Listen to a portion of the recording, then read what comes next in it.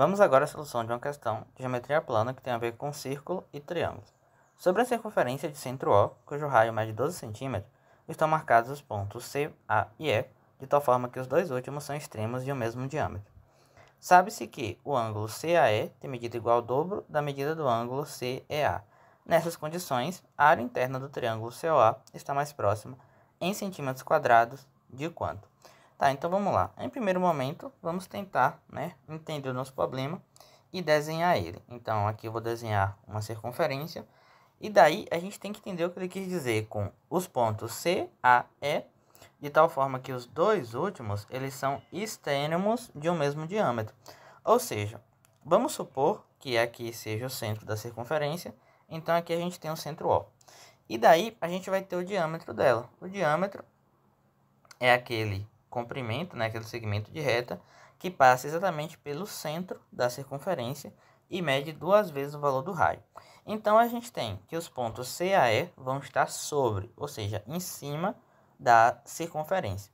Então, o ponto A ele tem que estar aqui ou do outro lado, ou o ponto E tem que estar aqui ou do outro lado. Então, você poderia colocar o ponto E aqui e o ponto A cá, que não ia fazer muita diferença, porque a questão nos diz que A e E, são os dois últimos, eles são os extremos do mesmo diâmetro, tá? E aí, a gente vai colocar aqui um terceiro ponto, que a gente chama ele de C, tá? E daí ele diz que o ângulo CAE tem medida igual ao dobro da medida do ângulo CEA. Bom, observa que o ângulo CAE é esse ângulo formado aqui, ó. Esse ângulozinho aqui. E o ângulo CEA é esse ângulo que vai ser formado aqui. Então, observa que, para a gente conseguir visualizar melhor esses ângulos, como ele pede ali a área de um triângulo, eu vou ter que desenhar um triângulo aqui, tá? Então, eu vou ter que ligar ó, de C até O e de C até E, tá? E daí a gente vai formar aqui um triângulo. Observe que esse triângulo, ele se assemelha a um triângulo retângulo e ele é um triângulo retângulo. E vocês vão entender o porquê. Mas, enfim, ele diz que o ângulo CAE tem o dobro da medida do ângulo CEA. Então, se você denotar o ângulo CEA de alfa, então o ângulo CAE vai ser o quê? Vai ser duas vezes o valor de alfa, já que é o dobro, tá? E daí, ele quer que a gente determine o valor do ângulo, da área do triângulo COA. Então, se você ligar aqui de C até O, você vai ter aqui dois triângulos. Então, você vai ter esse triângulo daqui e você tem esse outro triângulo de cá. E a gente quer determinar a área desse triângulo aí de vértices C, O e A. Bom, como eu posso afirmar que esse triângulo CEA é um triângulo retângulo? Observe que o maior lado dele é esse lado daqui, que é justamente o diâmetro da circunferência. Então, quando você inscreve um triângulo qualquer numa circunferência e um dos seus lados está sobre o diâmetro, isso quer dizer que esse triângulo é necessariamente um triângulo retângulo, tá? Então, se ele é um triângulo retângulo, eu consigo determinar o valor do ângulo alfa, porque eu sei que 2α somado com o alfa, isso aqui tem que dar 90 graus, porque é um triângulo retângulo. Então, eu tenho que 3α é igual a 90 graus, logo, o ângulo alfa, ele vale 90 por 30, ou seja, vale 30 graus. Então, quer dizer que se aqui é um ângulo de 30 graus, então aqui vai ser o dobro de 30, ou seja, vai ser um ângulo de 60 graus, tá? E ele diz aí que essa circunferência, ela tem 12 centímetros de raio, ou seja, se você pegar aqui do centro dela até um ponto quaisquer, você vai ter 12, tá? O mesmo vale para se você pegar de O até E. Então, se 12 é o raio, então quer dizer que esse lado maior aqui, ó, que é justamente a hipotenusa desse triângulo retângulo, vai ser duas vezes o 12, ou seja, vai ser 24, tá? Bom, quem aí já conhece o triângulo egípcio, sabe que os ângulos e os lados, eles já têm valores fixos. Então, vai ter ali um ângulo de 90, vai ter o ângulo de 30, o ângulo de 60, e daí, ó, a hipotenusa é sempre duas vezes a hipotenusa vai medir duas vezes ali ao lado oposto ao ângulo alfa. Então, por exemplo, se eu tivesse aqui um triângulo quaisquer, que é retângulo, e aqui eu tenho um ângulo de 30 graus, e aqui embaixo um de 60 graus, eu consigo afirmar que se esse lado mede 2x, esse lado aqui vai medir x, e o lado oposto ao ângulo de 60 vai ser x raiz de 3. Então, nesse caso, a gente tem que o ângulo de 30, ele vai estar apontando para metade da hipotenusa. Então, esse lado aqui, CA, vai medir 24 por 2, que vai dar 12.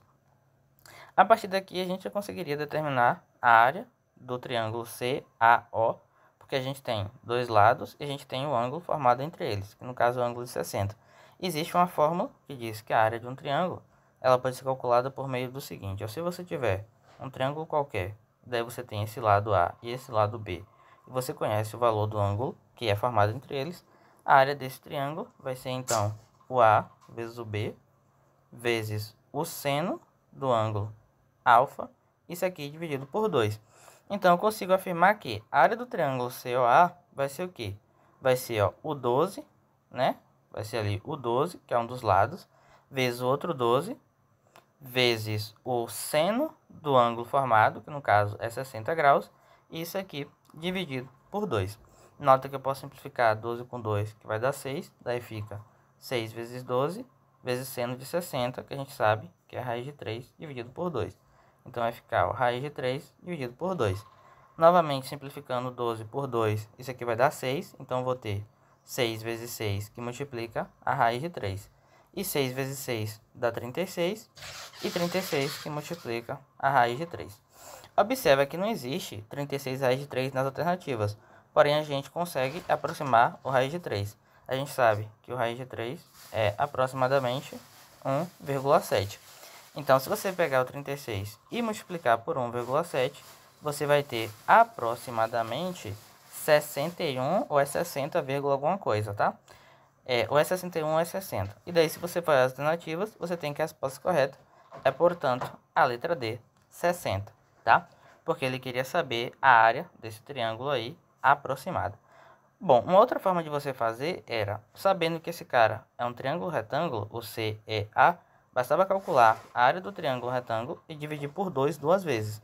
Porque ó, a área do triângulo nada mais é do que a base vezes a altura sobre 2. Então, se você tem que uma das bases é 12 e a outra é 12 raiz de 3, porque está oposto ao ângulo de 60, e o ângulo de 60 está sempre correspondendo ao x multiplicado por 1 raiz de 3, então a área desse cara seria o 12 vezes 12 raiz de 3 dividido por 2 duas vezes, porque a área do triângulo está aqui, e como aquela reta ali divide o triângulo exatamente no meio, então as duas áreas são iguais. Então, se você fizesse aqui 12 vezes 12 daria 144, que multiplica a raiz de 3, e 2 dividido por 2 daria 4. Isso aqui também daria o 36 raiz de 3, que também daria aproximadamente o 61, alguma coisa, tá? E daí, fazendo dessas duas formas, você iria chegar na mesma resposta, tá? Para quem não entendeu aquele negócio do lado ser 12 raiz de 3, observe, ó. Esse cateto aqui, ele está oposto ao ângulo de 30, então ele mede 12.